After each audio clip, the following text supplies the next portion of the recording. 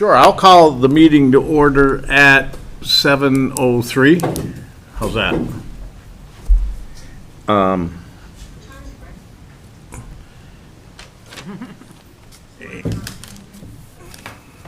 And so we start with the pledge.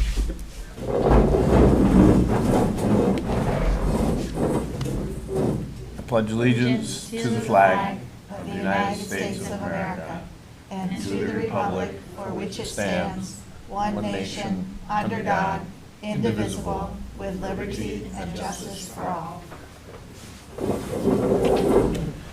So we need to nominate and vote on a temporary chair for the meeting.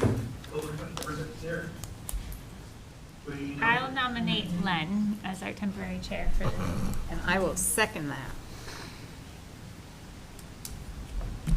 Discussion. Seeing none, all those in favor? I don't know. Opposed? Abstain. Thank you, Len, for being willing to do that. Yes, thanks for volunteering, Len. Yep. Okay. Oh, man. Okay, first up is approval of agenda, which you should have in front of you. Any changes or additions or subtractions? One addition, Yeah. if we can do bus lease, and we can do that anywhere. We want to do that maybe between 5 and 6. Sounds great. Bus bids? Is that what you said? Yeah. I'm sorry, I forgot my hearing aid, so everybody's gonna have to speak up. Bus lease bids. I apologize for that, but that's what happens. Okay, so with that addition, is everyone okay with the agenda as it exists? Okay, good. Public input and announcements. Oh, Stan comes right in. Do you have something you want to say, Stan? Oh, no, I can't get the volume on the. Any public input or announcements? I'm guessing not. And so therefore, we don't need to have board discussion. And next is, did someone, It's just Sarah getting her mic. okay. Again, folks, you're gonna have to help me out because I'm not gonna hear things. Yeah, no, I don't think there's. We're okay? No public input, right, up there? Anybody? Okay, nobody. Okay. Next is approval of minutes from 6/19/24. And I'll make a motion that we approve the minutes from 6/19/24 for purposes of discussion. I'll second. Thank you, Gray.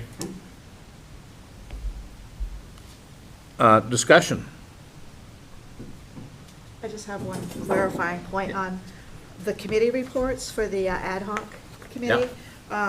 Near the bottom of that, there's a sentence that kind of, I think I don't know. It says, Gray agrees there is no point in crafting a policy that teachers and administrators support and can enforce.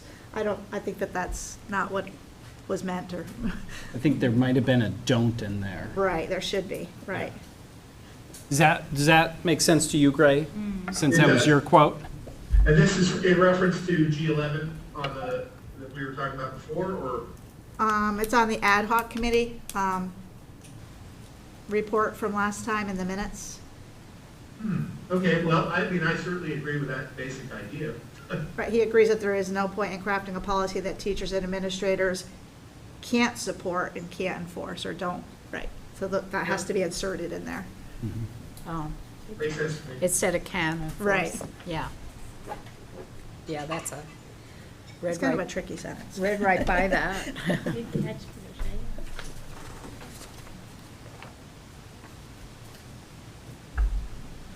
Patricia. My question, and maybe it's just me reading. I can find it now. Under personnel.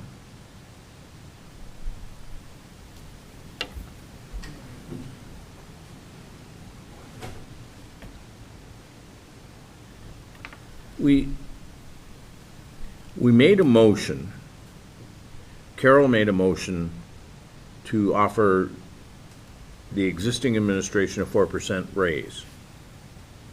And I seconded that. And then there was discussion. And then down further, there's a roll call vote on public speaking during this portion of the meeting. I guess my question is, were we legally okay doing that? Doing a roll call? Outside of the discussion period? Is that your question? Well, it was during discussion, right? I believe. That's what it looks like according to the minutes. Right, a member of the public wanted to Speak. speak. And I think we talked about the fact that the board chair would have the discretion to say yes or no, and Right. Josh called and did a So we did a roll roll call. call. Okay. I'm just, I read that and I was concerned about, did we do what we should do? Yeah. I think in the past, we have done that a little less formally. We've done that by consensus. Right. We haven't done a roll call. Right. But I think we looked at Robert's rules a little bit. You know, Yeah, we Josh did. had cited some pieces of Yeah. it at the meeting. And yes, when somebody wants to join ongoing discussion, you have to sort through that. We subscribe to Robert's rules for small boards, so we do a couple Correct. things a little less formally. Right. Like discussion, you know, Robert's rules formally, you know, there are a lot more rules around even board members during discussion that we just don't even, we're far less formal. Yeah.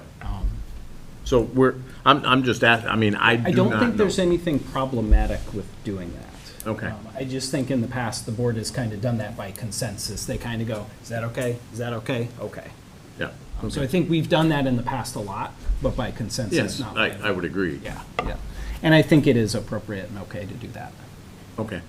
I mean, I'm okay with it. I just, Yeah. Doesn't hurt to check. the question came into my head. And it's like we have a motion and a second, Yeah. and then we have a roll call vote, which seemed weird to me. I think the thing that is interesting about it is you don't necessarily know somebody's going to want to speak during discussion till the discussion's happening. Yeah, right. So you kind of have to look at it right then. Yeah. Yeah. And- It is kind of funky. Yeah. Yeah, it was just, Yeah. to me, it felt a little strange.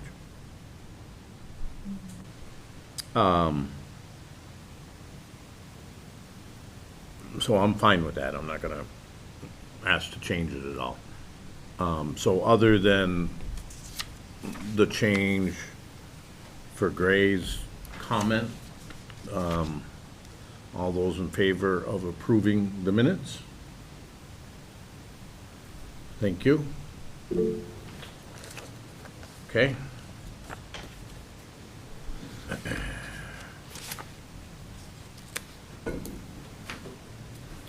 Oh, shoot. And I'm sorry. We went into executive session, but it doesn't state what time we went into executive So it session. doesn't say when we went in. We can add that. It's easy enough to find. Yeah, okay. I Yeah, mean, we can it add that. says when we came out, Yeah. but it doesn't say when we went in. Yep, we can find that and add that. Yeah, I'm sure you Easy can.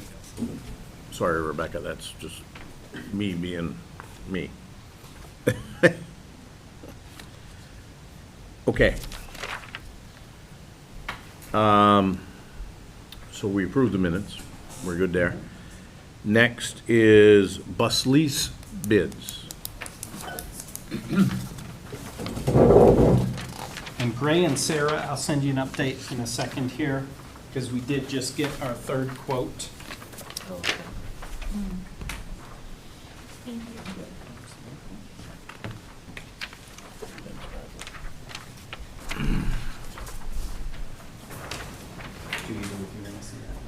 If you have an extra. Appreciate that. Oh, thank you.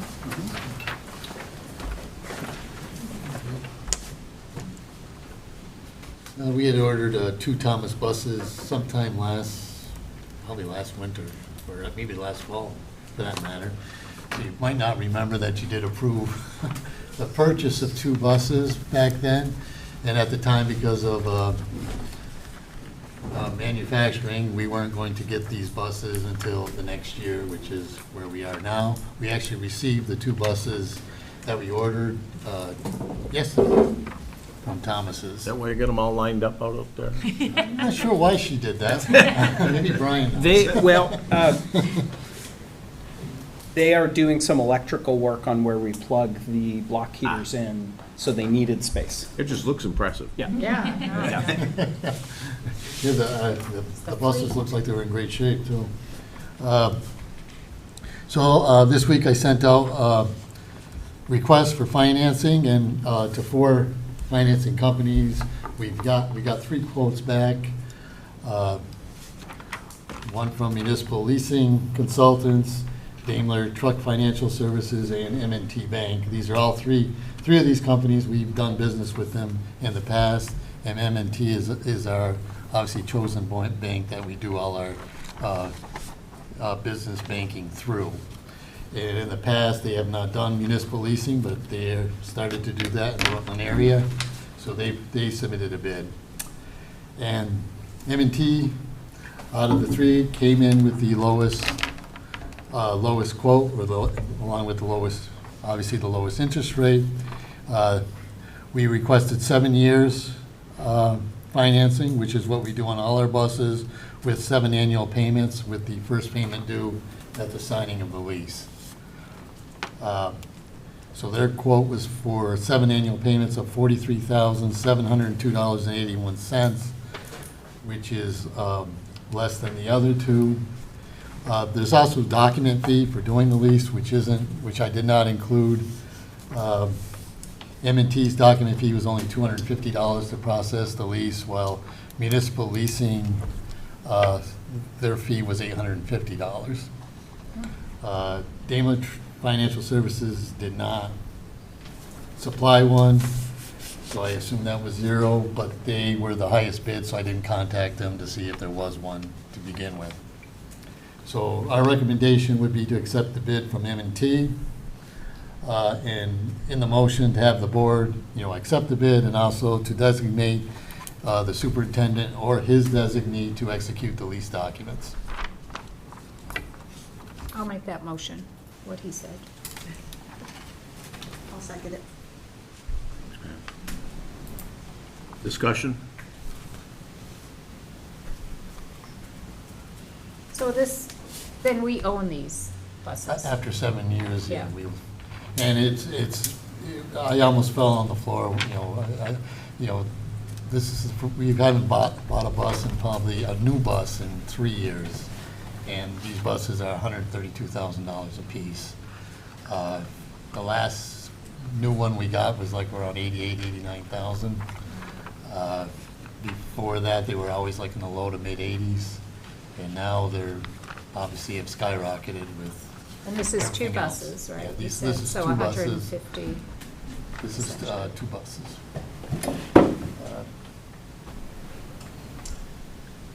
Any other discussion? All those in favor? Opposed? Abstained? There you go. Thank you. Let's get Thank some you, new Stan. buses. Let's go for a bus ride.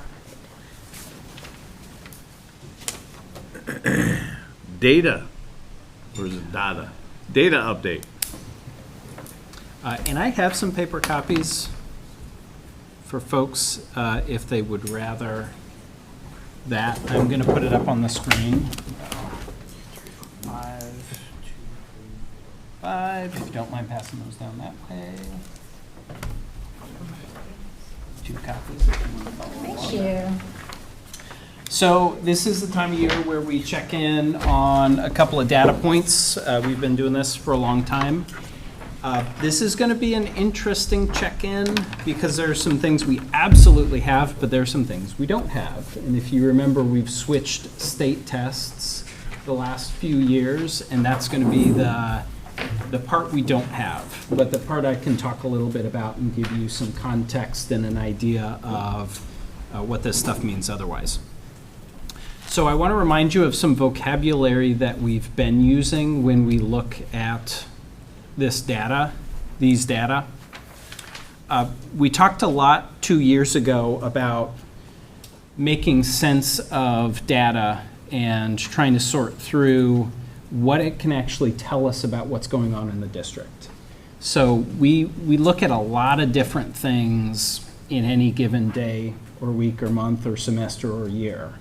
And some data that we look at, we're going to call leading indicators.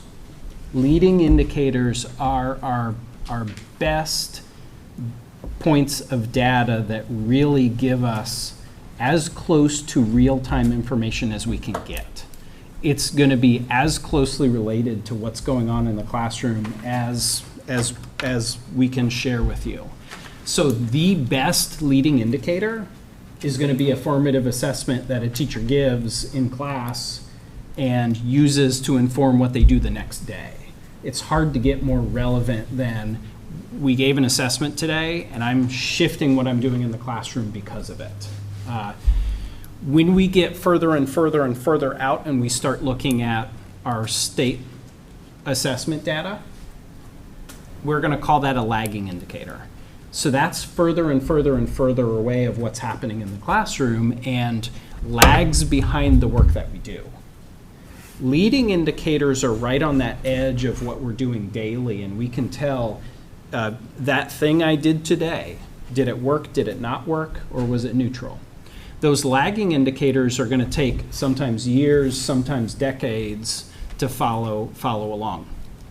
So an example of a leading indicator and a lagging indicator that's really concrete. If your roof is leaking, you're going to have a couple of different points of data. A lagging indicator is going to be the humidity levels in your home. Those humidity levels are going to slowly rise because of that leak. And the longer you wait, the higher your humidity level is going to get. So at some point you go, maybe after 6 months, you go, there's got to be something wrong here because this humidity level is crazy. A leading indicator is when it drips on your head. It happens, you know it, and you know you need to do something about it, and you're probably going to do something about it soon. So that's language that I'm going to use when I go through this as we sort through some of these data points, because I think that helps us make sense of what we're doing and what we're seeing, but it sets our expectations reasonably so we're not expecting things to happen that we haven't necessarily given enough time for them to happen. Proxy is something that I think is useful in these conversations too. All of these assessments really are proxies. None of these assessments can tell you exactly how a kid reads. It's a proxy for if they can read or not. You can have a kid who can read incredibly well and they test poorly. So in that case, the proxy is not doing a good job of actually showing you how they're doing. So keeping in mind that if you really want to see if a kid can read or not, watch them read for a long time. Well, that's not an assessment, that's real life. All of these assessments are proxies where we try to see if a kid can do something or knows something, but it's not a stand-in for the real thing, if that makes sense. Questions on those three terms? Okay. Keeping in mind that the board did set a goal of data literacy, and that's why you might go, well, this is silly, just show us the numbers. I want to be mindful that I'm always giving you as much context and information as I can to help you understand the numbers and get better at looking at the numbers. So the VTCAP, the Vermont Comprehensive Assessment Program, we started 2 years ago. We have some data there, but we have very little data there. And that's the kind of frustrating part. Those took the place of SBAC assessments. SBAC, we've seen trends, but because we don't have this year's VTCAP scores yet, we can't really do anything with that. The main purpose of these assessments is state-federal accountability. If you remember No Child Left Behind, No Child Left Behind has been renewed as the Every Student Succeeds Act, and it still calls for the same kind of state-level accountability measures. These are absolutely lagging indicators. When we look at, Yellen? No, go ahead. Okay. Finish. You When finish. we look at assessments, out of all the assessments we look at, this is pretty much the biggest lagging indicator we have. It's going to take the longest to turn around, if that makes sense. Go ahead. Yeah. So, we don't have this year's Vermont CAP scores. Correct. When might we expect them? August. And I can absolutely give an update when we have those.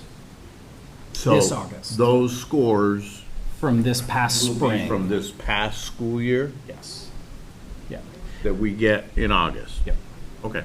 Which, they're lagging indicators, so it's, gosh, we can't really do much with them when we get them that far after. SBAC had gotten into a pretty good rhythm of we could get SBAC scores about 10 days after the assessment.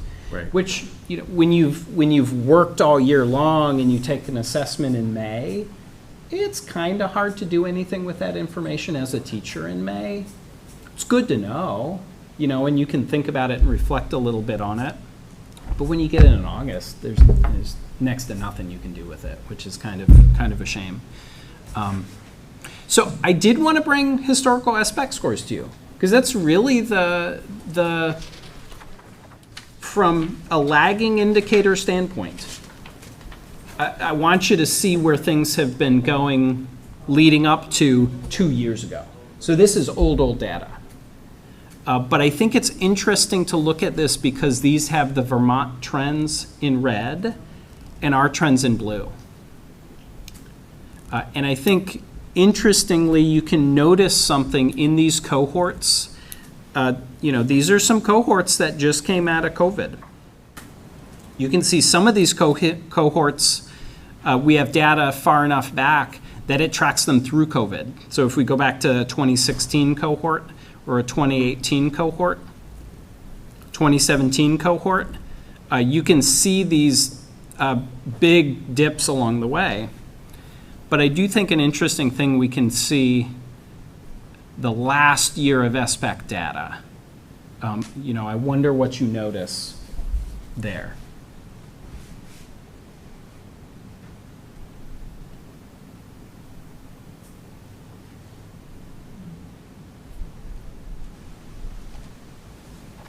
So this is the same group of kids in third grade, fourth grade, fifth Correct. grade, seventh, eighth grade. Correct. That is tracking one set of kids, which I think can be one of the best ways to look at this data. If we look at how is fourth grade doing every year, well, it's a different group of kids every year. Right. There are some variables that change and some that stay the same. If we want to look at these scores, I think with the biggest picture view, looking at a cohort, I think is helpful. Does anybody notice anything about those that's worth mention? Did the test not happen at some point during COVID? We had a year, correct. Noticed there's a Yes, number. we had 1 year where there was no test. Correct. That's a And that was great thing to that was notice. a COVID? Yeah, so if you see like third grade, fourth grade, sixth grade, seventh grade, Yeah. and wow, that really appears to be where that line drops a lot. Yeah. So that gives you a really clear idea of where the COVID years were and that gap year in testing. So great thing to notice, Stephen. I mean, is it like 20%, they're falling in the 20% pile? What is the? Yeah, great question, Kimberly. What this is showing you is the amount of students who are proficient.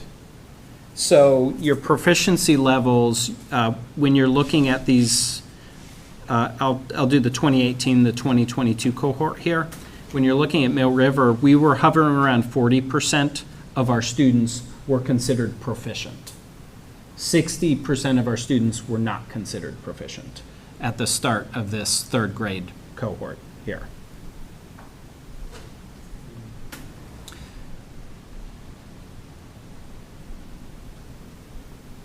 Other things you notice or questions you have? Well, just that there's no data from Vermont for, for some of the years. Yep. So it looks like it's starting to generally bump up maybe or level off again. Yeah, I think the hopeful piece of this is, yeah, we can see the impact of the COVID years there. But this is even the math scores, and the math scores were the ones we were a little more concerned about coming out of COVID. But there's a little hopeful bump there. But again, remember, that's 3 years ago. Yeah. That's how old this is. But I didn't want to not give you any reminder of this data. ELA scores, I think you'll notice somewhat similar things. You might notice that the proficiency levels at the state and locally are a little higher. You'll notice that the trend lines tend to be similar from Mill River and the state. You might notice. They don't drop off as much, which Correct. leads me to believe that, What was that, Carol? I said they don't drop off as much. Yeah. COVID had a Less, less of an impact on those reading scores, absolutely. I think all fair things to notice. And again, 3 years ago. So this is fairly old. Now, the frustrating thing is, this is what we have for VT cap right now. I have a dot. Because we have 1 year's worth of scores. That's all we have. 2 years ago, we have scores. Last year, we don't have scores. 3 years ago, we had our last SBAC assessment. So that it's an indicator that we look at and we bring to you and we do have conversations about, but gosh, it's not the first one we go to because it's not the most timely and it's not always the most useful. I do think looking at these in the context of state level trends is useful because it gives us a good context for what we, if what is happening is very local, or if what is happening has something to do with things that everybody's experiencing, like COVID. Yeah. so when we get the Vermont VCAP Yep. scores, is there some analysis as to how they compare to SBAC? Would there be I haven't any? seen anything. And when SBAC came out and replaced kneecap, there was not a lot at that point either, except all the feedback we got was, don't try and compare them. So. Yeah, no, I mean, it's just, if you Yeah. get scores that appear really higher or lower, Yeah. what does it mean? I If think. there's no comparison in the testing, it's, yeah. And I think that's where that state level data does help too, because if SBAC isn't comparable with VTCAP, at least we can see where we are in the context of our peers. Right. And that gives us something that's better than, nothing. How long is Vermont Cat gonna be Yep. around? Great Change it question. again. Great question. And that's a decision that the State Board of Education makes. That's something that the field had not a ton of input, not a ton of direct input on. There was actually something that happened that we weren't really aware was happening, actually. There was not a lot of engagement with the field from the agency on Yeah, that. right. So, And I guess, Yeah. I'll just say this publicly because I Yeah. want to go on record Yeah. by saying yeah, it's very difficult for us to measure yeah. student success or not when when the state, let me be specific, Yep. keeps changing Yep. the assessment. I wonder, and I agree with that, Len, I do agree with that. I wonder if the state's perspective is, this is for federal accountability. This is for the state to have a plan where if schools are struggling, the state needs to step in, and if schools are doing okay, the state doesn't. And they don't think it's for the schools. If they think it's for the work that they do more than anything else, Yeah. the state does require us to have another local assessment. So they might be thinking, you have your local assessment, that's what you use to know if you're doing okay. This is for us to decide if you're doing okay or not. So, still would be nice to have. There's a input. little frustration. Yeah. On my part. in Still would terms be of nice to have scores that we could do something with. Yeah. Instead of a And, dot. you know, and there was a lot of conversation when kneecap went away. We used to get great data back from kneecap. We got item level analysis. Yeah. When I was down the hallway as an English teacher, I would get a kneecap report back that would tell me how my kids did on one question. Every single kid. Yeah. On every single question. And I could go, wow, all my kids missed this one question, but all my kids got this one question right. You know, and I could do a lot to change, you know, that was very useful for me. Even as a lagging indicator, it was still useful for me. Yeah. But so it goes. We didn't have that with SBAC. We were thinking we were going to have that with VTCAP, but we have yet to see that we're going to get anything like that. So, So with SBAC, yep. how much do you care about the numbers? Yeah. I know we're kind of talking Yeah. around that, but Yeah. I mean, they're not great Yeah. numbers, Yep. but yeah. Yeah, so if you ask, so what do I do with that information? That might be the best way to answer that question. When we look at SBAC scores, we look at SBAC scores keeping in mind that they're a lagging indicator. We want to see upward trends, but we don't work specifically to cause those upward trends because we know that that's going to take so long to happen that it's not the best use of our time. But if we focus on the leading indicators and we're able to shift the needle with those leading indicators, we expect that the lagging indicators are going to be there too. So we focus a lot more on other data points, and then we glance over at SBAC or VTCAP to go, okay, something's kind of registering there too. So we spend a lot of time here, but we kind of check over there as just to make sure that we're not misinterpreting our better local data. So it's kind of like you go to a doctor to get a second opinion. You might spend a bunch of time with your primary care physician, but then get a second opinion real quick. These scores are our second opinion. Does that help? Yeah, I think as a parent, sometimes, like when you see something like this, you go, oh. Yeah. Yeah. And then you have like your child's personal Yeah. grades and the feedback Yeah. there. Yeah. But you also, there's a lot of unknown of like, Yeah. well, how is that teacher gauging? Yeah. And like, so Yeah. I think you do take this stuff into consideration as a Yeah. parent. Yeah.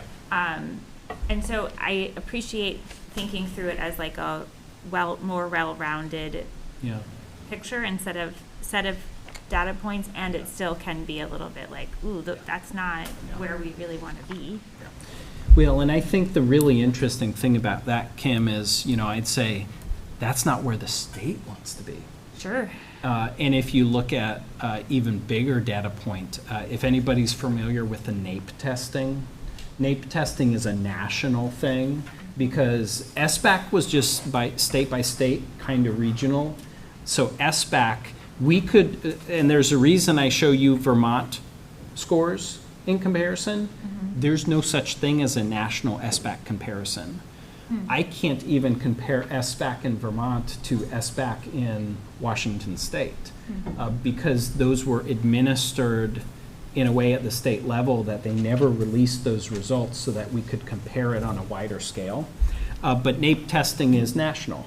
NAEP testing has, for the last 30 years, I think it started in the 70s, don't quote me on that, but for the last 30 years, NAEP scores have been pretty much flatline, trending down maybe a little. So I think our country is in a similar boat. I know that doesn't make one parent with their one child feel any better necessarily, But I think it's interesting context, it is. It is, and it's helpful, because so much of data, right, is like how you Yeah. talk about it, Yeah. and tell the story, so, okay. And Kim, if, I think maybe another way to answer that question is, gosh, can we do something this year and make a huge difference and turn these scores around? I think no. They're lagging indicators. If we have a student who gets to 5th grade and is a very struggling reader, maybe they're reading on a 2nd grade level, to get a student on a 2nd grade level back up to a 5th grade reading level, we can't do that in a year. Then you add in the behavioral challenges we've been having post-COVID. You add in the social emotional challenges we've been having post-COVID, and you go, wow, we're in really good shape if we're trending up a little. I think that's the really challenging thing, because we all want to change it quickly. We all do. But these lagging indicators like SBAC scores, we can't. So that one individual student, and I know this feels really bad, that one individual student, we may not be able to help them. But we can slowly work as a system to get to a point where we can help kids like that better. And I think that's really challenging. That's really challenging. So do you get a score for each child? Yep, Okay. absolutely. In the Yeah, VT. and caregivers will get that score report, yeah. You know, if a student is scoring in the 50th percentile, a year from now, they're not gonna be in the 90th.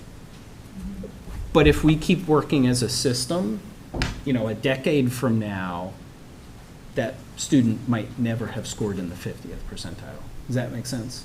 So we can't go back and make up for what's happened over the last handful of years, but we can work in a way that we try not to let that happen again. That's actually so a helpful way for parents maybe to look at their child's individual Yeah. scores is maybe like seeing if there is some, you know, growth a little bit.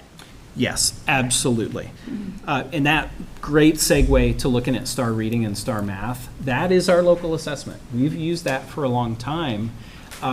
This can be lagging or leading, depending on how you look at it. If we look at proficiency levels, they're lagging. But Kim, like you said, if we look at growth measures, growth is really a leading indicator. And I have two different ways of looking at this data that I'll show you that. This really, I told you the purpose of our state testing, that's really for state federal accountability. The purpose of our local STAR scores, that's for classroom teachers to identify where students are and track their progress. So that's far more relevant, useful information. It's still not the best.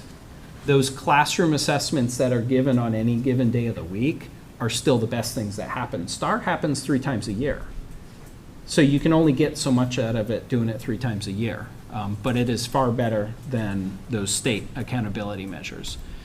So I'm going to show you the lagging indicators first, because I just told you that STAR could be lagging or leading. Here's the lagging indicator. This again is showing you the number of students who are proficient.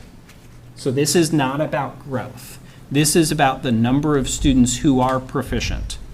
You can see, and this is picking up a little more recently, you see through spring 2024, you see that we had a lot of erratic stuff right around here in 2020, which we would expect a little bit. And then you can see some turnaround after that. And sorry, I wanna not tell you what I see, but I'm curious what you see. So this as a lagging indicator for math. Anything you notice there? The part that's confusing here for me Yep. is comparing this to the math SBAC Yep. math score. Yep. As I look at this, I'm seeing in the year 2022-ish Yep. that the district is showing something like 52% Yep.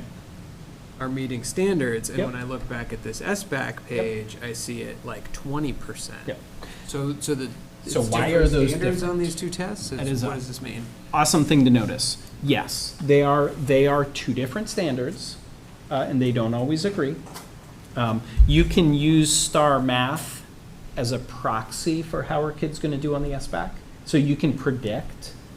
So you could look at these trend lines and go, wow, the trend lines look similar, but they're, 10, 15 points apart. Well, that's how you can predict success on SBAC. That's how it can be a proxy. So STAR scores are normed nationally.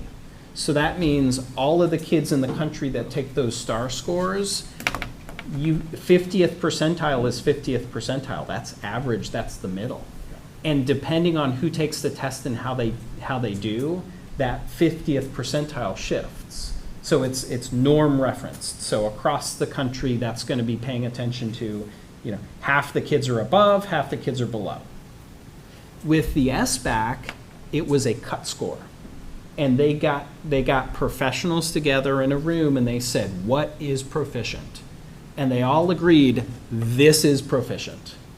So while that norming can shift over time, those cut scores, I think a lot of people would argue that those were more stringent requirements, that it was harder to show proficiency on the SBAC. Okay. And that holds true, that's similar with the new VCAP or whatever? I would expect that, yes, but I But haven't it's like seen a cut enough. score Yeah. kind of. Yes, it's not going to be normed in the same way. Yep. Okay. Yeah. No, good question. Is the VCAP similar to the SBAC in the amount of time that students spend on that? That's Because a I always great felt question, for third too. graders especially, Yeah. that's a long time on a screen. Absolutely. Yeah, the VTCAP timeline is pretty similar. And that's another difference. You could look at these scores and go, wow, the STAR scores tend to, even the lagging STAR scores, tend to look a little better. Well, when a student has to sit for a 30-minute assessment, maybe 20 minutes even, STAR can be about 20 to 30 minutes, versus a 2-hour assessment. There may be some students who perform better because they just check out. They don't have the stamina. They don't persevere as much. So that's a good thing to notice too. That's a good question. So we have the lagging indicators, the math. We have the lagging indicators there for the reading. And I think, again, you see in math, you have some similar dips like we saw with the SBAC math. Not as much of the dip with the reading, a little more of an upturn with the reading on our STAR scores. But again, that's the lagging indicator. Here I'm going to show you something that's more of a leading indicator with STAR Math. Now this is really interesting. This is showing our elementary students over the last 3 years. So if you're thinking about over the last 3 years, they're going to test in the fall, the winter, and the spring. And you're going to notice a couple of things happen in that pattern of fall, winter, spring, fall, winter, spring, fall, winter, spring. You're going to notice that, what do you notice? Little Summer regression, yeah. Yeah. Often there's something lost in the summer. What else do you notice?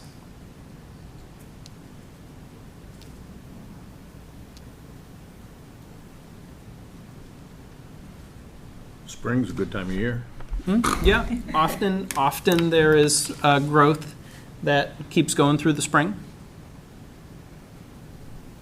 Often your larger growth is fall to winter. Is that because students are learning more?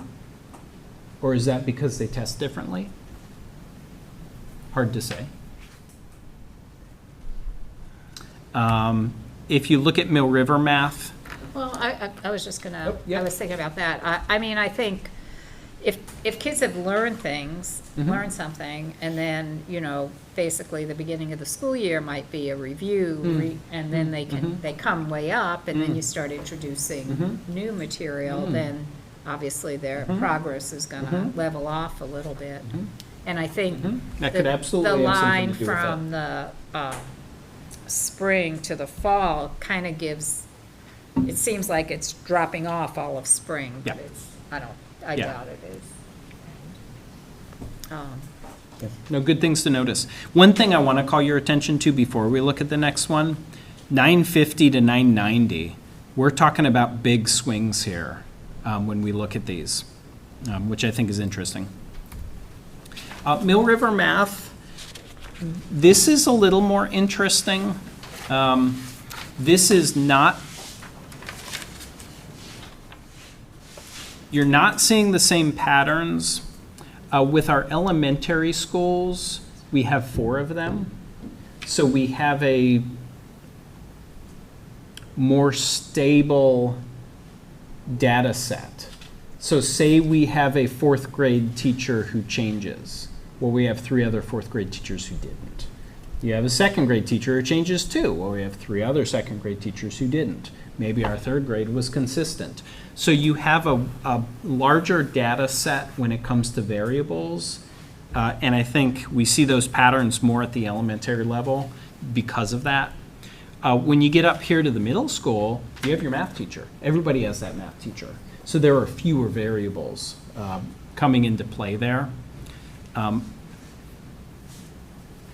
Also interesting, I think, worth noting, the scale on here, where we were talking about a large spread from 950 to 990, about 40 points. Here we're only talking about 10 points. When you look at this one, overall your growth may have been 10 points. You're still seeing about that bit of growth here, but it looks a little more extreme on this graph.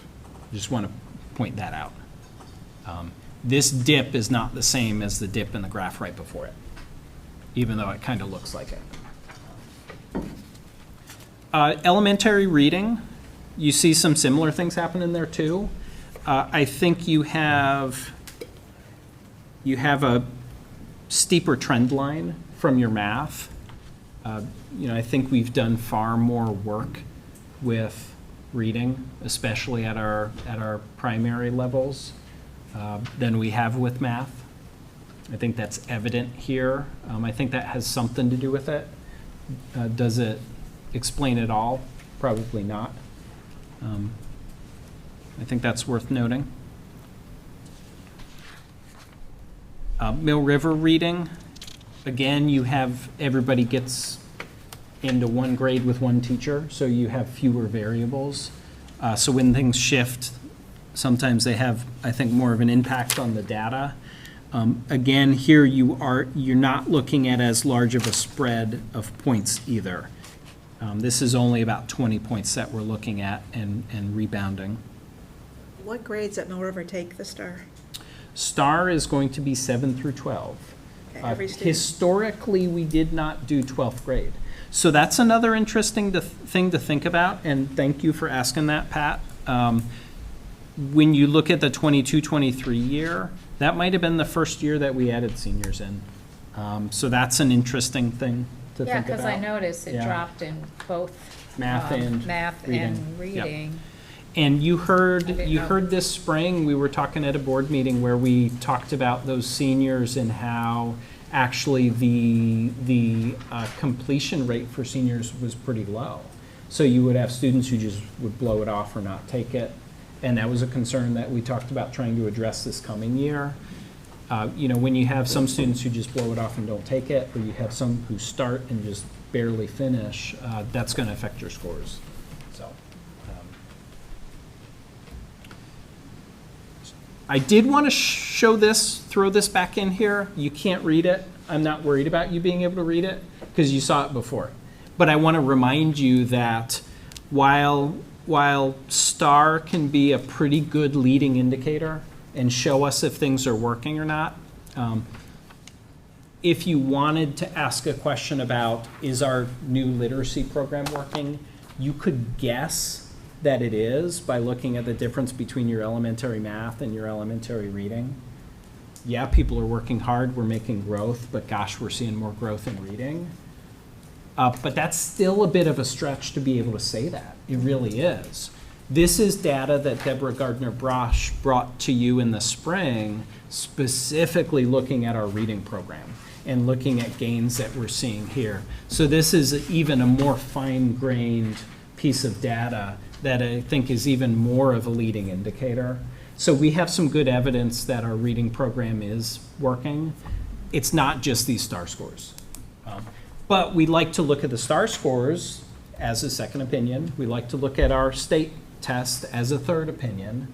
If we're seeing that this very small, fine-grained data set is showing improvement and our teachers are excited about it, great. Do we see it in our STAR scores? Oh, we kind of do. Great. Do we see it in our state-level assessments? Ask me in August. Yeah, we don't know. But I think I wanted to throw this in as a reminder that just because we're talking about state testing and high-level STAR scores doesn't mean that's the only thing we do in district. And Deborah brought some of that great stuff to you earlier. Questions on that assessment stuff, because I'm going to wrap up the assessment piece. Yeah, I just noticed that it looks like the STAR scores for elementary Yep. math and reading Yes. seem to have a little bit less vigorous of a spring this year compared to previous years. Is that, do we have any thoughts for why the?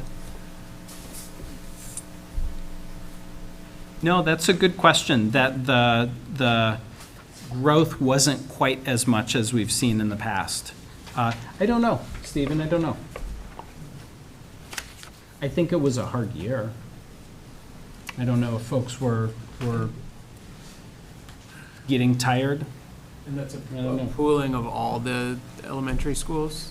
Yes, correct. Do they take these on the same day, or it's spread out, or? No, not necessarily. They have a window that they'll take it at the end of the year. So that spring test, actually, we would probably be more accurate calling it late spring, because that tends to sometimes be the last thing our kids do in June, even like early June. That might be what they're doing, because they really spend a lot of, like, let's say if winter is January and spring is June, we're doing all that state testing right here in the middle. Which is another interesting reason why you go, well, why do we see more growth fall to winter? Well, we don't have any other assessments in there. Then you hit January and you go, where's my state science test? Where's my state ELA test? Where's my state math test? The ELA one takes 3 hours. The math one might take you 2 hours. The science one will take you an hour and a half. You know, I worry sometimes that we are doing far too much assessment in the spring, really, you know, so. But that is a good question. Good thing to notice, Stephen. Absolutely. Other assessment questions, things you notice, things you're wondering? Thanks for adding this page, Oh, yeah, absolutely. staff retention. Absolutely. Good to move on past assessment? Okay. I will do that annually with the board, absolutely. But I'm going to keep asking our teachers and other folks to bring data throughout the year, because I don't want the only data to come from me. I want you to be seeing those wonderful things like Deborah was bringing to you, or even some of our teachers were bringing, so that you can see what's happening on a more finer grain than that. But I will always bring that big overview annually. Staff retention, I've presented on this the last 2 summers as well. So here's where we are this summer.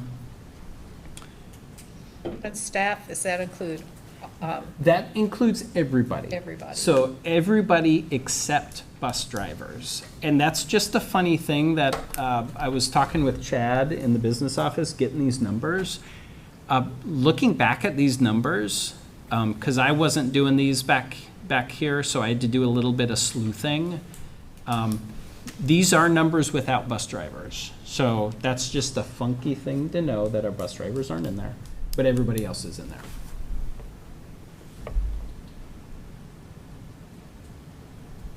And I left them out when I did this just because I didn't want to create data that didn't line up, that makes sense. I'd be curious to know, I mean, obviously it's been an increase in employees.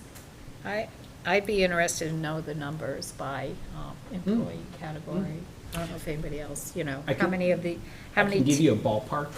Well, and I can- think a chart like this, but just have it broken out, teachers. How paras. specifically do you want it broken out? I think teachers, Teachers, paras, Administrators. administrators, secretarial. Okay, hold on. Um, Teachers, paras, admin, like admin assistants, you mean? Yeah, however they're broken down, because they're all Yeah. part of the union, right? So Yep. you must have categories of. And So- do you want me to get, so support staff I could get as specific as, do you want to know, like, our nursing staff broken out? Do you want to know I our think pre-K paras I broken think out? support, I personally, for me, support staff would be fine. Okay, but if I do support staff, then everybody's going to be in one bucket. And I'll have certified, non-certified.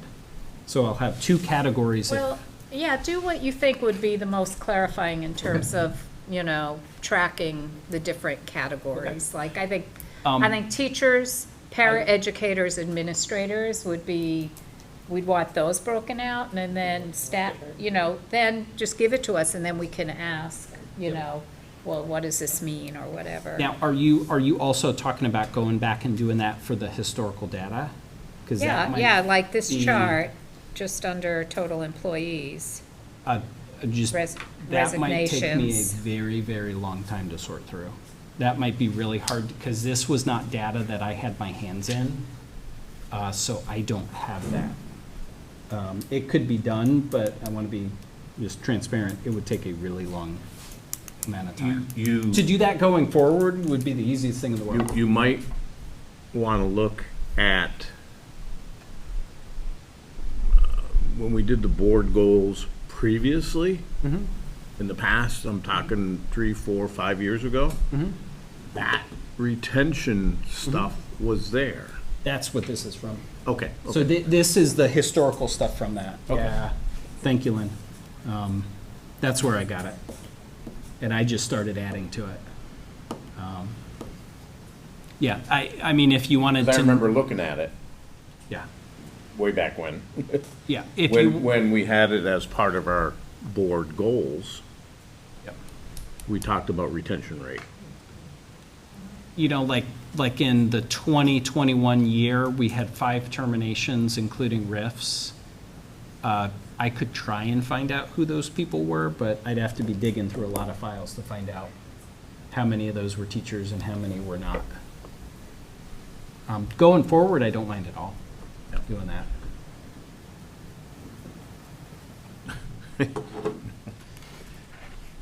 I mean, whatever you can get in that area, I would be interested in just seeing, how, like, I guess I'm thinking teachers, paraeducators, administrators, and then support staff. And, we can see from the chart that, it was pretty level from 18 to 22. 23, we went up 5. 24, we went up 6. And I'm just curious as to So do you- what staff is, Are are you we just- adding to? Are you just wondering about this total employees line, Carol? Or do you want to Yeah, know that yeah. for all lines? I think I would be, I mean, I'm just thinking off the top of my head right now, but I think I would be most interested in total employees. Okay. Yeah. That would be a little easier to track. I can tell you, I will look over that. I can tell you that briefly, there's been a trend down in paraeducators. There's been a trend up in certified staff. There's been a trend down in administrators through those 6 years. Yeah, I guess I would, Yeah. I would be most interested in that Mhm. at this point. And it's not broken down by school, so we No, won't know. no. Okay. Yeah, if you can get that. I don't know if other people are interested and seem to be. Yep, I'll try and dig that up. Okay, And I'll see thanks. how far back I can get and how Yeah, long it whatever you takes me. can get. Yeah, don't, I'm sure, don't make it your priority, obviously. Okay. Things folks notice or questions folks have?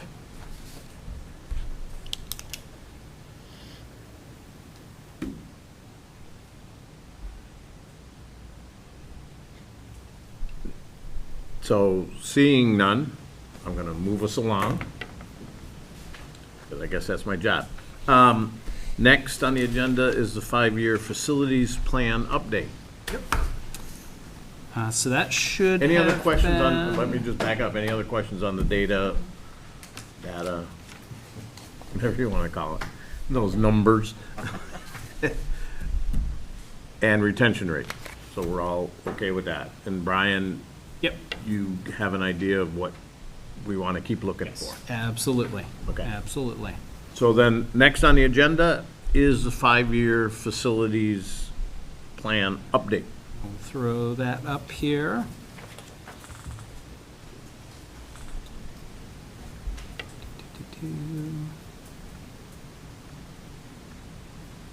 Okay. So I am bringing this to you because we have board policy that requires that we bring this to the full board annually. This is something that I actually think the board has seen several times this year, which is fantastic, and I think worth noting. I think it makes far more sense for this to be used on more of an ongoing basis than annually. 2 years ago, we were trying to work really hard to get B&G back online using a 5-year plan. We had one, but it was a little old, and it hadn't been used very frequently. It maybe was only brought to the board annually. So what we started doing was bringing this 5-year plan to every B&G meeting.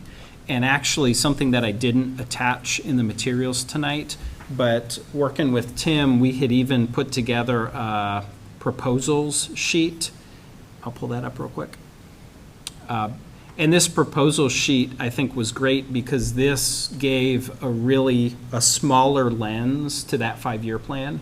You can look at that 5-year plan and it can be a little overwhelming to have one meeting around trying to figure out what you're going to do. But working with Tim, we had put together what are a couple of priority projects for each site so that the B&G committee could be looking at that and identifying where they wanted to go next. So I think from my perspective, I've seen B&G working with Tim doing a pretty good job of starting to spend some of that building fund money that we have and really mark some projects off the list. So I think we're in better shape than we were, and I would love to see that keep going. B&G chair? I'm No, I sorry? think that's Nick. Is Nick B&G chair? Yeah, Nick. And I'll just say, coming to it, in the last couple of months, it was really helpful to go down and see what was planned for 23, 24 that didn't get done, and talking about why things didn't get done. And what did get done, which quite a bit did get done. But a lot of them are like, this is when we're going to do it, but it takes 3 years or 4 years anyway. So it's almost like that 23, 24 was the beginning of the process of following up on the project, Well, thanks for adding that. Stephen, are you on B&G? Yeah. We asked for some time, maybe before the next meeting, to get an updated version of this, and then maybe that we should have like a live version somewhere that we're all working off as well, because I don't know that we have that. I always document. attach the PDF, but Tim has the live version. Okay. So if the committee wanted to pull one up and work on it together, Yeah. Tim can facilitate that, definitely. I try not to link anything but PDFs as materials because I don't want things to get changed by accident in the meantime. But that's a good point, Stephen. This one, Tim did update this one to move a lot of the 23, 24 things that didn't get done into that 24, 25 we column. did that. We talked about Yeah. that at the Yeah. last meeting. This is super specific, but Yeah. for MRU Yep. paving, is it also marking? Oh, good question. I bet no. I bet no, because the paving has been on hold for a while because of our stormwater runoff thing. So while we wanted to do that, we can't. We can reline. We do that, I want to say we do that annually. Yeah, it seems like we do. If it's not annually, it's definitely every 2 years or so, because that stuff always wears off over the winter. Yeah. That's an example of something that was on 23, 24 and then couldn't get done, so there's like, Well, and that stormwater issue is huge. Yeah. Until we get a response right. to figure out And- that. And we're very close, and I think we're safe here, so I think that's a project that can get Maybe looked moved at. along. Yeah, for sure. Anything else on the building plan? Okay. And again, this is something that I will bring annually to the board because policy calls for it. But I think great that this gets used far more than just annually. Well, and I think it would be helpful if Buildings and Grounds Committee brings it to the board on a regular basis as well.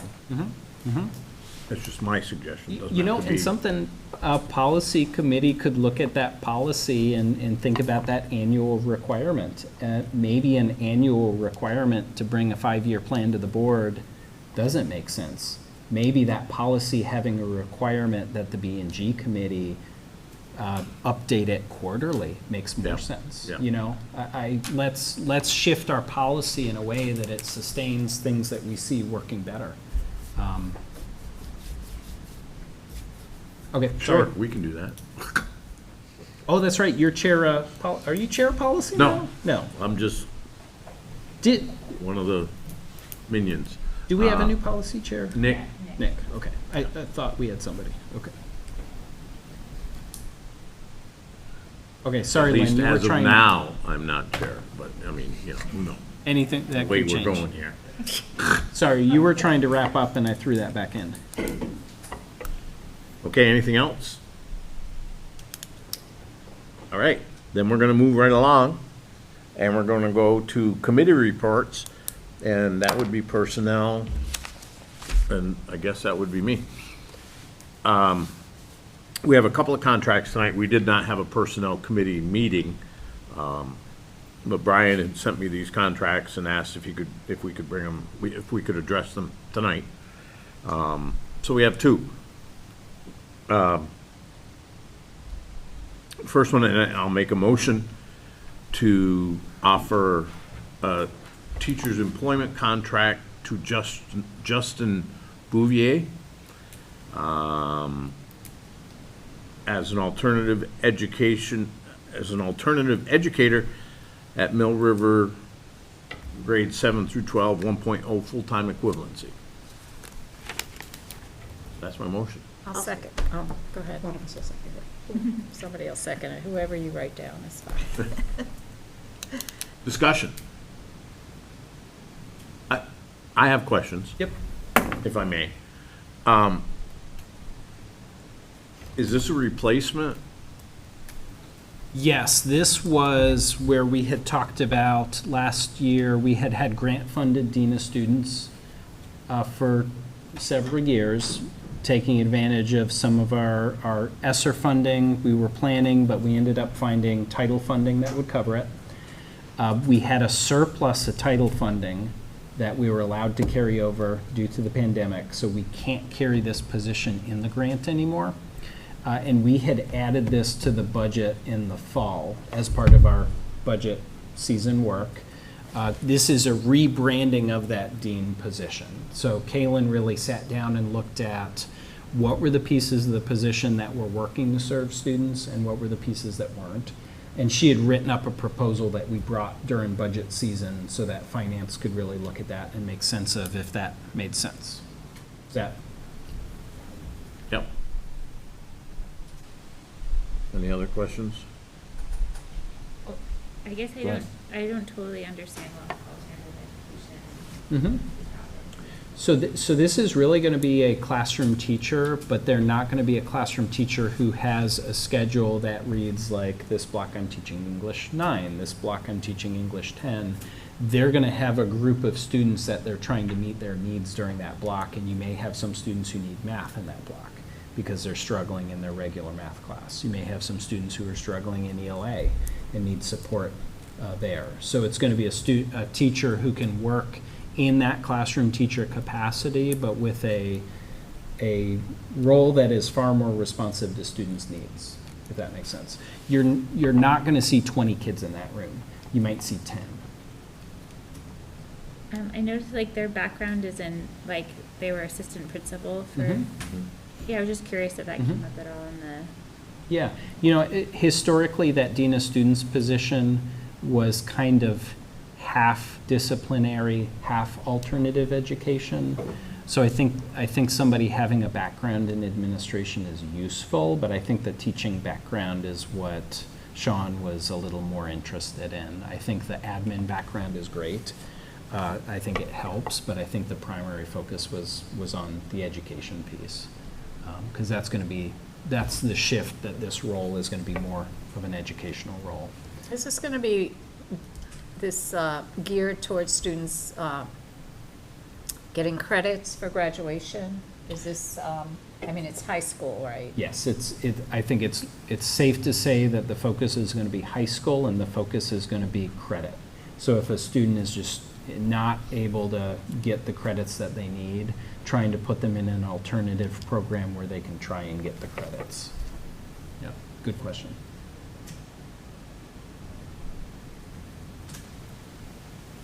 Any other questions? All those in favor? Opposed? Okay, thank you. Next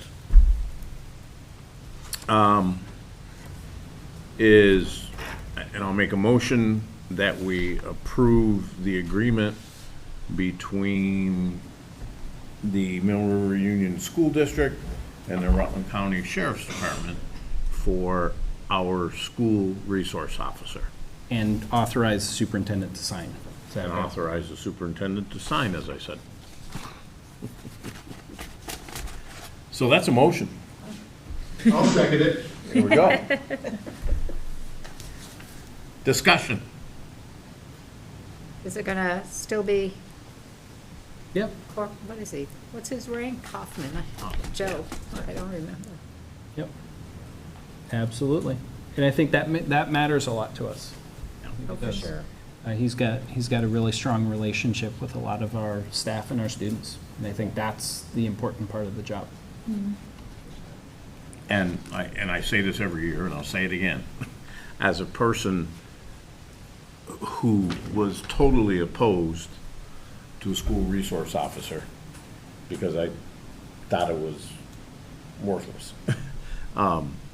But then found out how they could be better utilized. And it's a tremendous asset to the school and the community, really. So I've come a long way around from when I left here and was like, no way. And now I don't think, if you have a good one, you gotta keep And we do. or her. We do. Doesn't matter.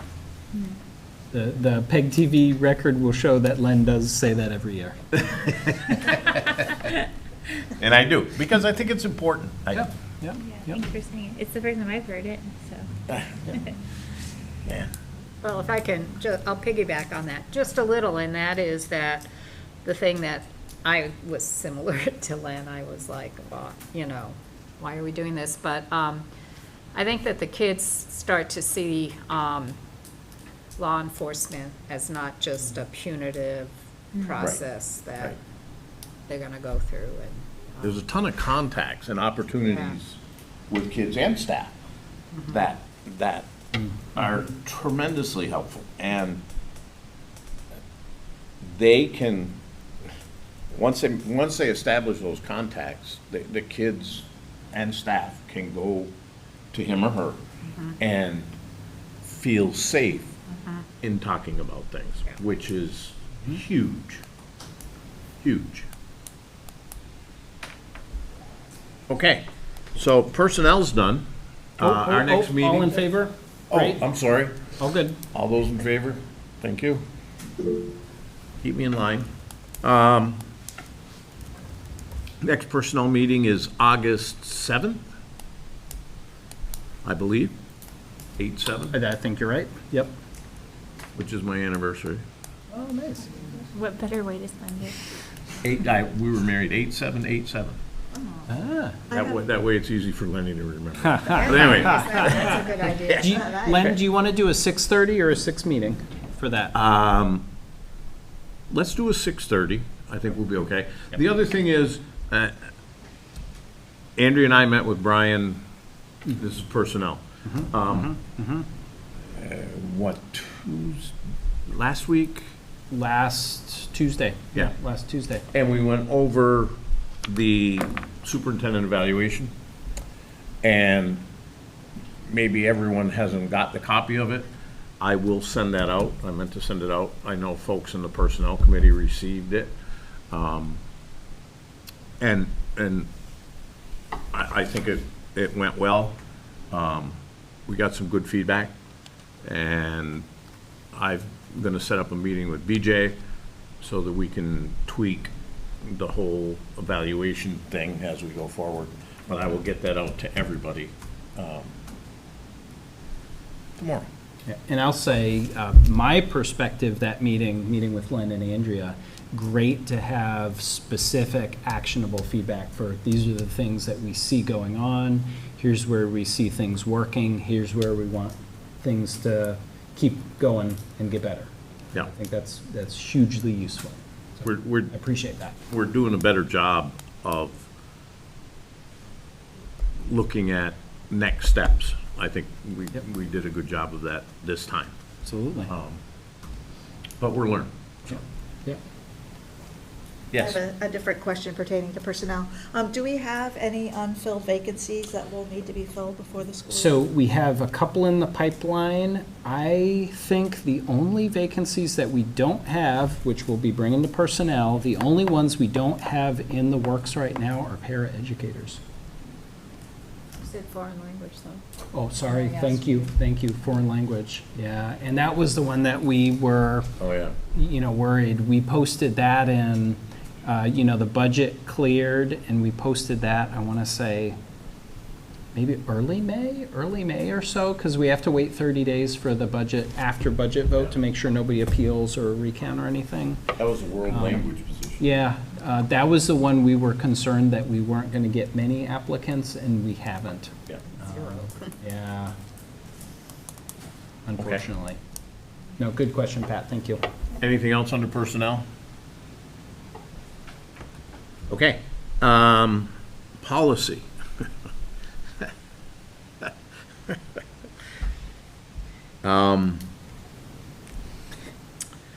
So I think we need, and I'm winging this, folks, so if anybody knows any better, please jump in.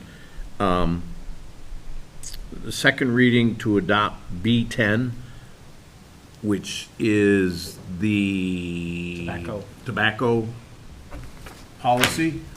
And so this would be for approval? For adoption. For adoption. That's the word. So I would make a motion that we adopt B10, formerly known as E8. A second. Thank you, Kim. Discussion? Oh, it looks much better. Yeah, It's yeah, cleaned and I up. appreciate your input on that, Carol. That was, Well, that's, any other discussion? All those in favor? Thank you. Opposed? Okay.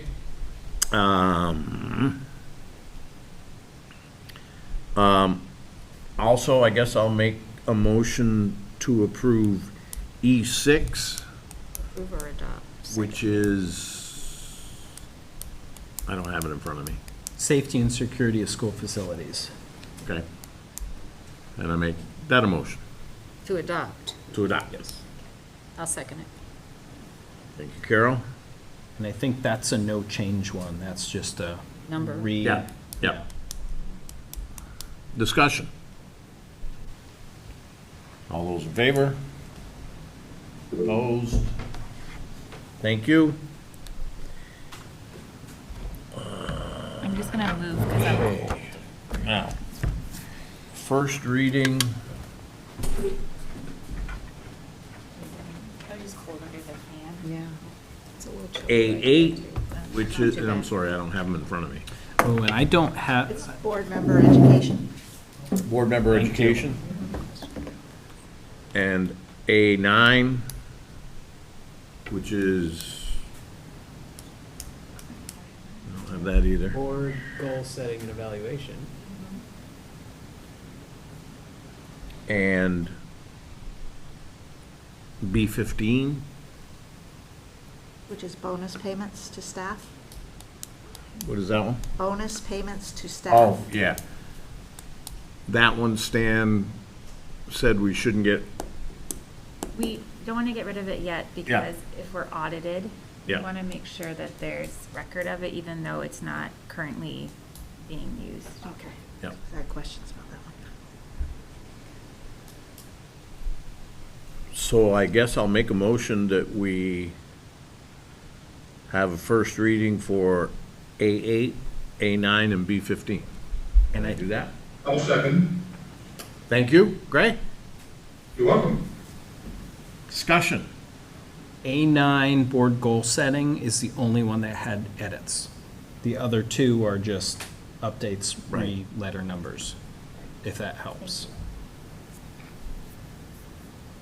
Yeah, we kind of simplified A9.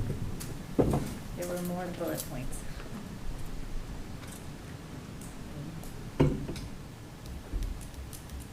Any other discussion? Yeah, A8, I had a question about Sure. that one. It mentioned something about new members are also encouraged to participate in a district orientation session, Yeah. which, didn't we take that out? No, No. we decided to leave it Yep. in case there is one at some point. it would be nice, actually. I'm in did- favor I of know. it, but I thought I didn't get invited or something. Yeah, I know. We did discuss it and we thought about taking it out, but we also thought, it doesn't hurt to have it in there in case that there is, but, we can look at it again if it doesn't make sense. Or maybe just develop an orientation session. Well, we talked about that as well.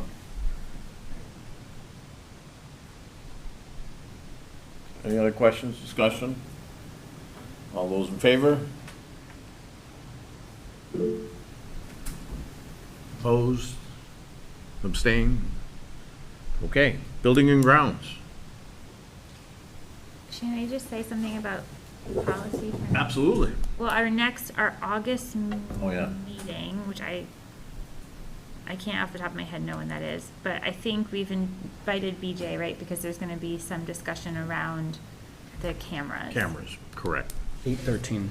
8:13, thank you. I do think we had a question if the committee was going to stick to 5:30 or if change to 6. Is that, I think we felt like we had so much to do that we Okay. thought it would be valuable to have an extra half Yeah. hour. okay, so keep 5:30? Okay, awesome. Thanks, Kim. Building and grounds. Is that It's not here, I'm trying, I don't even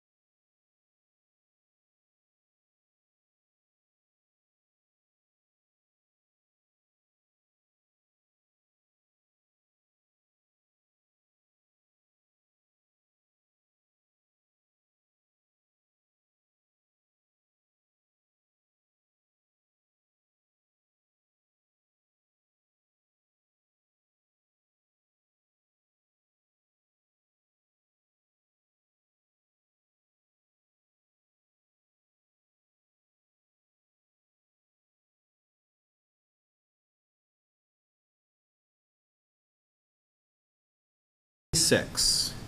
I could have probably looked at my calendar. 8:26. And those are 5 o'clock meetings. Yes. Okay. So 8:26, 5 PM. And policy is 8, 13, Okay. 5:30.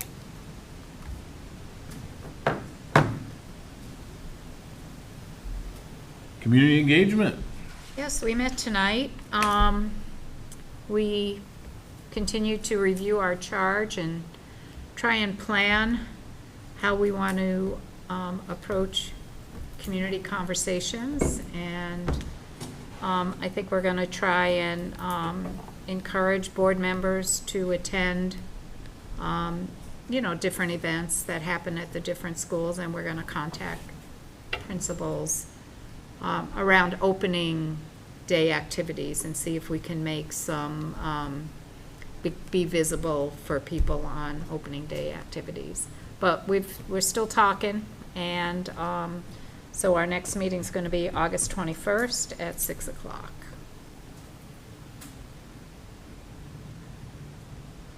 Okay, thanks, Carol. Anybody else have anything to add from that? Negotiations. Do you have one update? We have tentative agreement all around on all the pieces we were working through with the association. So we will plan to bring the full board that tentative agreement for approval on 8/7.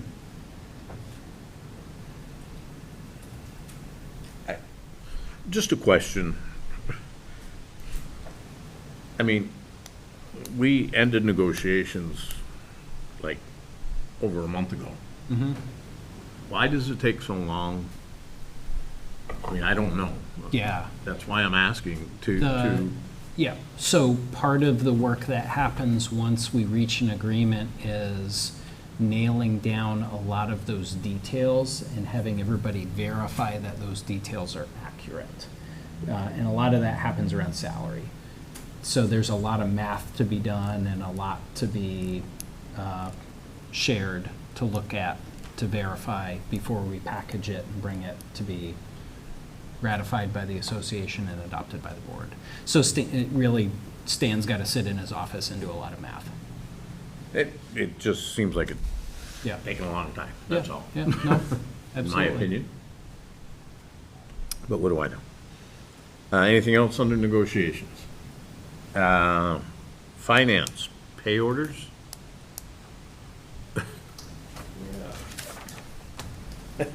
I don't know exactly how this is supposed to go. Brian, would you kick off the? I will the absolutely AP read warrants, those. I and do maybe not I'll try and mind. do the payroll. Sure. I'll take your lead. So we have accounts payable warrants dated 7/17/2024. So for fiscal year ~24. So we are wrapping up last fiscal year with some of these. So general fund fiscal year '24 in the amount of $108,273.59. Another one fiscal year '24 in the amount of $7,820.03. That's totaling $116,093.62. Now FY '25, because we're in July, we have one in the amount of $369,802.84. Another FY '25 in the amount of $497.75. That total there is not accurate. So let me total that and get the appropriate total in the motion. 284 plus 497.5. So that totals $370,300.59 for FY '25. Student activities, Mill River, in the amount of $4,703.78. Student activities, Shrewsbury, in the amount of $237.71. Student activities, Tinmouth, in the amount of $500. Student activities, Wallingford, in the amount of $892.86. And that totals $6,334 $1,000,000.35. So I would ask for a motion to approve as read. I'll move to approve. Second. I had a question about one of the items in the check register. Mm-hmm. There was a charge for lawn care at Wes on June 20th for $800, and I'm just wondering about that. I believe that was a tree. A tree. Yeah. June 20th? Yeah. Let me talk to Tim and get back to you, because I think the tree that we did was after that. I'll check. For the same company, there's also stuff from Clarendon and Mill River as well. What was the company? KGW Lawn Care.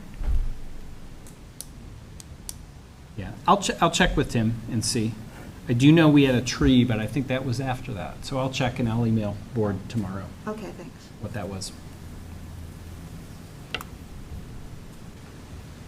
Any other discussion? Questions? Unless Stan knows. Did Stan hear that? My guess was,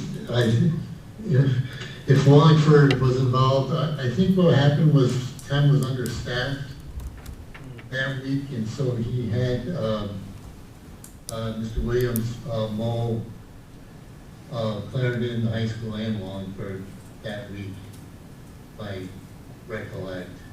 But that was the same time when I think some people were on vacation that week for regular custodial staff. That just seems. Wallingford, Right. because Wallingford normally doesn't get serviced by Mr. Williams, it's just Clarendon and Mill River. It just seems like that's a lot of money to mow that lawn. You know, I asked Gary about how long it took him when he worked there, and he said about 3 hours, so that's about $267 an hour, which is a lot, if you Yeah. ask me. Yeah, no, fair. It was for all three Some people don't schools, make though. that in a week.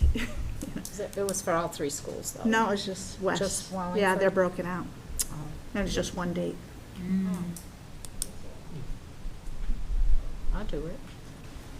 That's what Gary said. He's like, call me back, I'll go back. I'll mow. Yeah. Thank you, Stan. Thank you.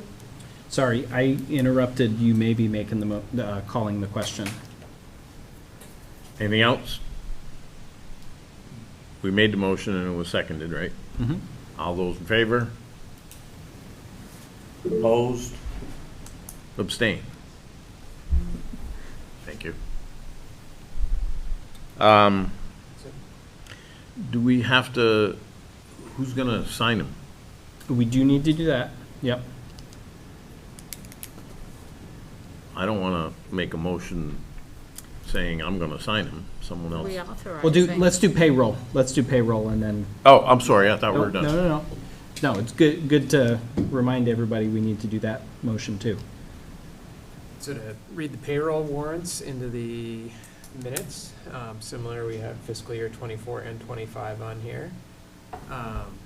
We have a regular payroll warrant for fiscal year 24 in the amount of $286,704.81 from June 21st, and from June 25th in the amount of $24,392.95.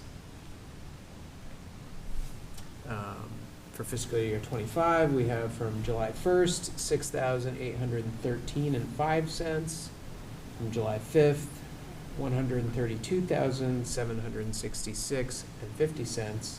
And from July 5th, $34,388.20, for a total of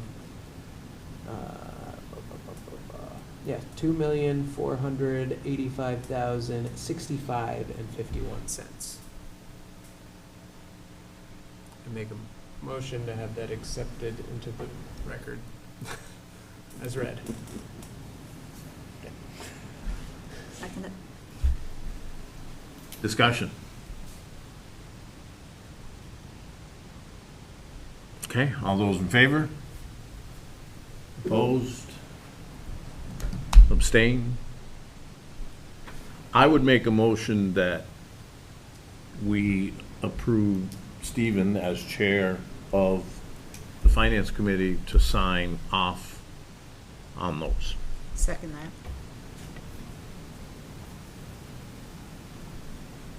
Discussion? All those in favor? Okay. Anything else under finance? Transact other legal business. Oh, actually, we don't have another meeting scheduled just yet, but for No. folks on finance, I think I've sent, we might have one scheduled for Yeah. September. September, yeah. I'm wondering if we maybe want to have sort of a strategy meeting in August. An earlier meeting for kind of our, discussing our sort of calendar timeline and how we'll maybe interact with the community engagement committee as well. Absolutely on board if you want to do that. I would just recommend early August, not late August, because Early late August. August will get really hectic. When is our, What's the regular Retreat. meeting? August 3rd is our retreat. It's coming up. What's the regular meeting day for 7th. finance? Oh, You know, for finance? we had been doing Thursdays for a while, but then, yeah, we were doing Thursdays mostly for finance. At, you know what time? I can't. We had been shifting them You can't do as early as we Thursdays. could, I think, yeah. What's the best day Yeah. for you? I mean, there's two of us here. Who else is on finance, I think? I don't know who else, but I know Stephen and I, is Josh, on, Doug, and Nick. Nick, I think, yeah. yeah, Either way, we could try and connect by email maybe to Okay, figure out that. So yeah, just more talking about the kind of upcoming budget season and how we'll sort of plan for it. Yeah. And work with communications on it. Yeah, we That's a can, great we can idea. try and shoot for something early August. Do you want me to send an email around to folks, Stephen, or do you want to do that? You can do it. Okay, Thank you. that Thursday would be the 8th of August. yep. Stephen Day- can't the do day after your Thursdays. anniversary. Stephen can't do Thursdays. Oh, yeah, can't do Thursdays, but we'll figure something out. At least for that, yeah, for that first one, I don't think a Thursday's gonna work. Okay. We good? Moving right along. Transact other legal business. I don't have any puns, but I saw George Ambrose today. Since this was his favorite part of the board meeting agenda, it seemed. I just thought that was relevant to mention. George stopped by today, and it was nice to see him. Otherwise, I got nothing. Okay, agenda building. Next meeting is August 7th. 7th, yep. And the only thing we have on our annual schedule, and I think that's a reasonable thing to look at on the 9th, because that'll be our first meeting of the annual schedule. Only thing we have is board goals. And I think that's great, because we have our retreat on the 3rd. So if we have our retreat on the 3rd, we'll be in really good shape to do that at the board meeting. Are there other things that we want to do at that board meeting?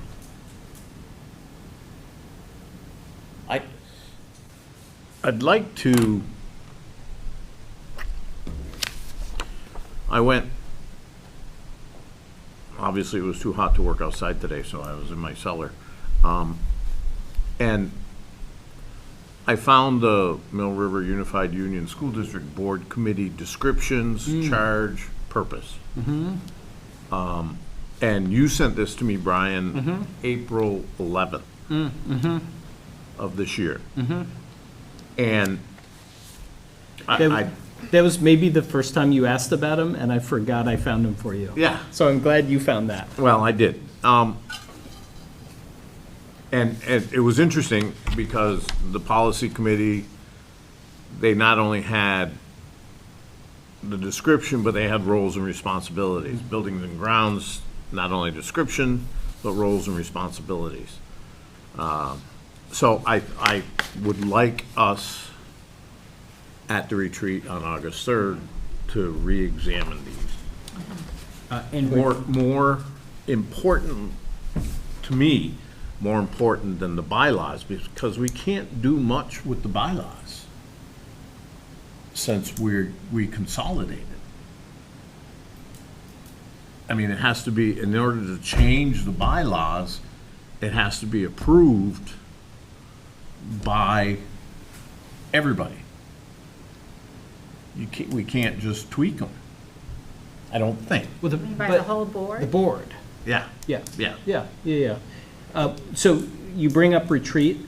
What I have down for retreat agenda is to look at our goals, look at what we were able to do and what we didn't get to, and then revise them and make any changes we want to make to the goals. We also wanted to look again at our bylaws at the board committees. And then we were going to spend some time talking about a more general roles, responsibilities of the board. I think it makes sense, the committee roles, responsibilities, to have that conversation there too.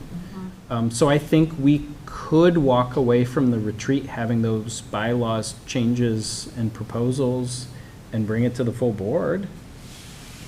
Is that kind of where you're leaning?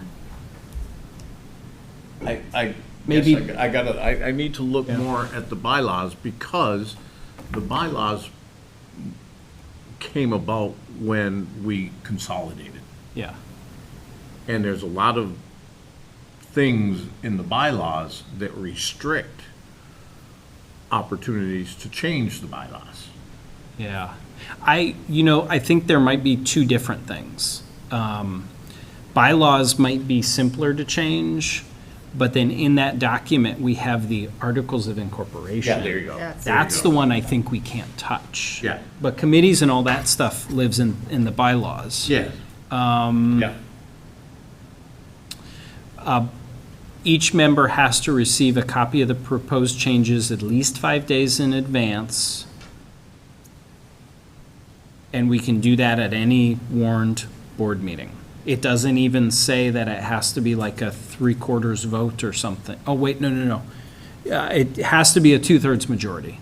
So it can't just be a simple majority, it's gotta be a 2/3 majority. So we won't have that done in enough time to get it to the full board meeting, but we could bring a draft to the full board meeting. Yeah, and it's complicated. Yeah.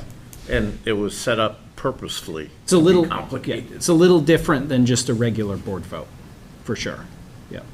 So do you want to try and do, so we can have a draft of the goals and a draft of the bylaws to bring to the full board coming out of the retreat? Is that reasonable? Yes. Okay.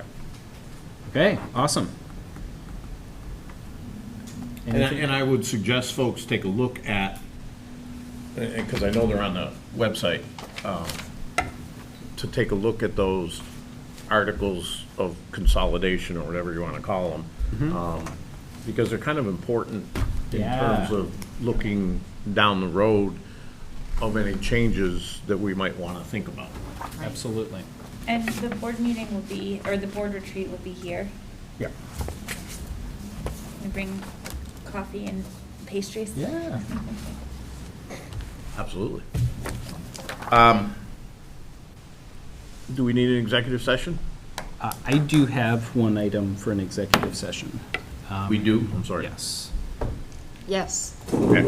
And let's see.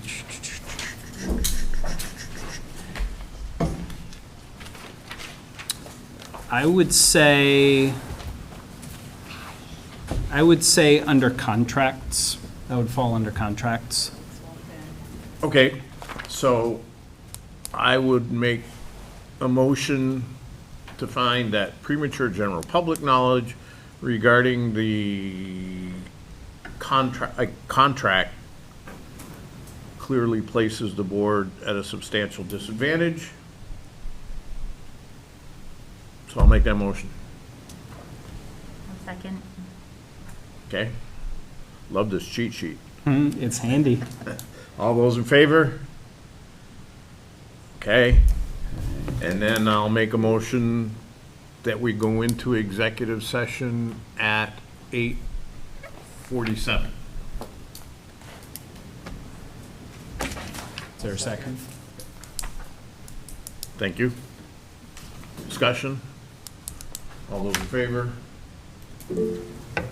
Okay.